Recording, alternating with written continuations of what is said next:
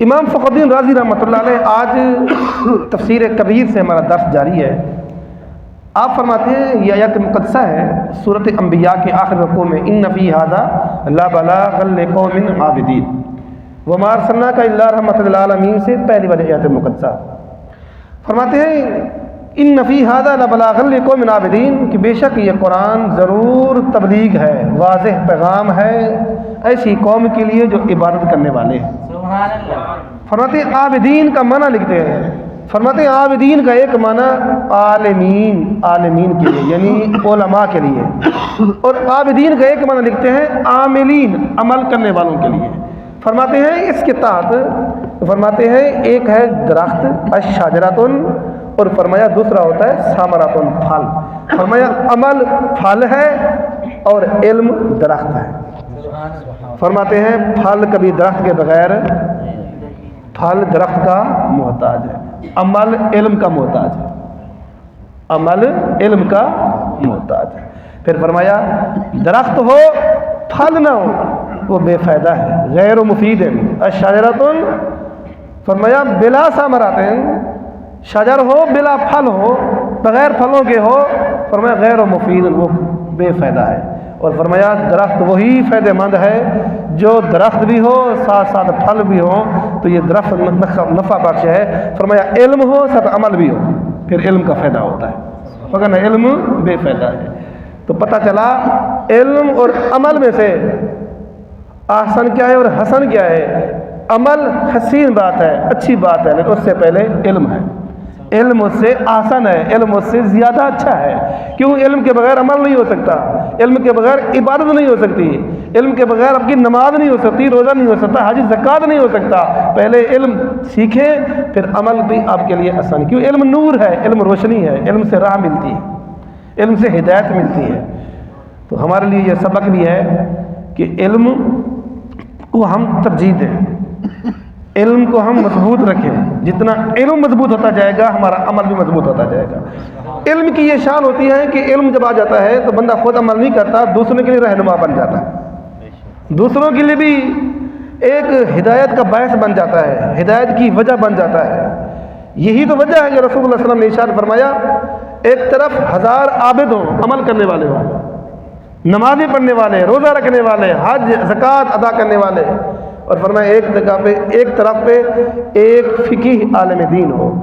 شیطان جب گمراہ کرنے بھی آتا ہے تو 1000 عابد کو گمراہ کرنا آسان ہے، ایک عالم دین کو گمراہ کرنا اس کے لیے مشکل ہو جاتا ہے۔ سبحان اللہ۔ علم کی یہ شان ہے۔ رسول اللہ صلی اللہ علیہ وسلم تشریف لائے، محفل میں تشریف لائے تو 2 محفلیں مسجد میں لگی ہوئی تھی، اور رسول اللہ صلی اللہ علیہ وسلم جیسے جلوہ گر ہوئے، فرمایا دونوں محفلیں خیر پر ہیں، بھلائی پر ہیں، دونوں محفلیں خیر والی ہیں۔ پھر فرمایا ان میں سے ایک محفل یہ تھی کہ جس میں دعا ذکر اذکار ہو رہا تھا، حلقہ لگا ہوا تھا، دوسری محفل تھی جس میں حلقہ لگا ہوا تھا، اس کے الفاظ ہیں کہ علم سیکھ رہے تھے اور سکھا رہے تھے، دین کا درس دے رہے تھے اور لے رہے تھے۔ اور رسول اللہ صلی اللہ علیہ وسلم نے فرمایا وہ محفل بھی خیر والی ہے، یہ محفل بھی خیر والی ہے۔ پھر فرمایا انما بعثت معلما، یقیناً بالیقین میں تو معلم بنا کے بھیجا گیا ہوں، تو میں اس محفل میں بیٹھوں گا جہاں دین کا درس ہو رہا ہے، اس میں دین کی بڑھوتری ہے، اس میں دین کا اضافہ ہے۔ آج تک دین پہنچا یہ ان علماء کا صدقہ ہے، اولیاء کا صدقہ ہے، جن کی تعلیم و تربیت سے آج ہمیں بھی کلمہ نصیب ہے، آج ہمیں بھی دین کا درس ہے۔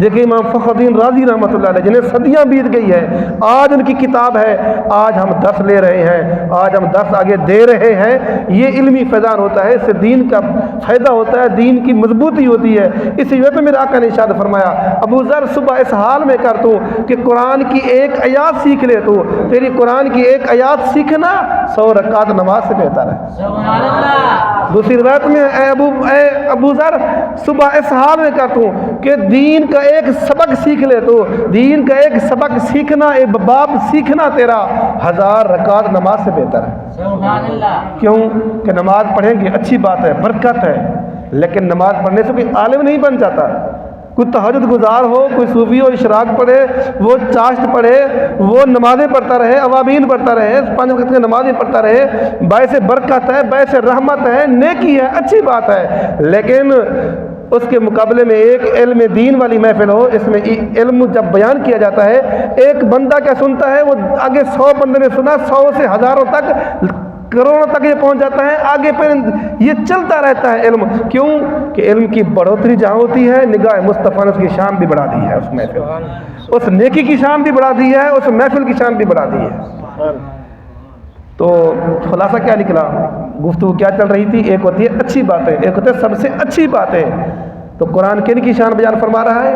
فرمایا توجہ سے جو گفتگو سنتے ہیں، فرمایا پھر ان گفتگو میں سننے والی باتوں میں سے سب سے اچھی بات جو ہیں اس کو لے لیتے ہیں، سبحان اللہ. تابعداری اچھی باتوں کی کرتے ہیں. تو طلباء کرام بیٹھے ہیں، علماء کرام بیٹھے ہیں، یہ دیکھیں جب گھر سے آئے تھے یہاں تو ان کو استنجی کا، وضو کا، غسل کا پتہ تک نہیں تھا، نماز کا پتہ تک نہیں تھا. آج صرف یہ نہیں کہ پتہ تک نہیں ہے، بلکہ یہ نماز کے مسائل، دین کے مسائل، طلاق کے مسائل، نکاح کے مسائل، شرط کے مسائل، روزے کے مسائل، زکوٰۃ کے مسائل، جتنے مسائل ہیں، گھریلو مسائل، یہ تجارت کے مسائل ہوں، یہ صرف یہ نہیں کہ ان کو پتہ نہیں ہے، آگے دوسرے مسلمان تک بھی یہ بتاتے ہیں، ان کو سکھاتے ہیں. تو آج وقت کی ضرورت ہے کہ ہم علم سیکھیں، علم کو ترجیح دیں. اسی میں دین کی بنیاد مضبوط ہوتی ہے، اسی میں عمل بھی مضبوط ہوتا ہے. تو ہماری محفل کی غرض و غایت بھی یہی ہے کہ ہمارے بچے عالم دین جو بننے والے ہیں، یہ ایک مضبوط عالم دین بنے، قرآن و حدیث کا پیغام ڈنڈے کی چوٹ پہ دیں. یہ اس وقت دے سکتے ہیں جب مضبوط عالم دین ہوں گے، اور ان کو عربی پر عبور ہونا چاہیے. عربی کی کتاب جو بھی ہو، جتنی مشکل سے مشکل ترین ہو، یہ 10 سال لگانے کا مطلب یہ ہوتا ہے کہ ان کو ہر عربی کتاب جو نصاب میں ہے، نصاب کے علاوہ بھی یہ حل کر سکیں، آگے مسلمانوں تک پیغام پہنچا سکیں. سبحان اللہ. کیوں کہ عالم دین عام شخص نہیں ہوتا.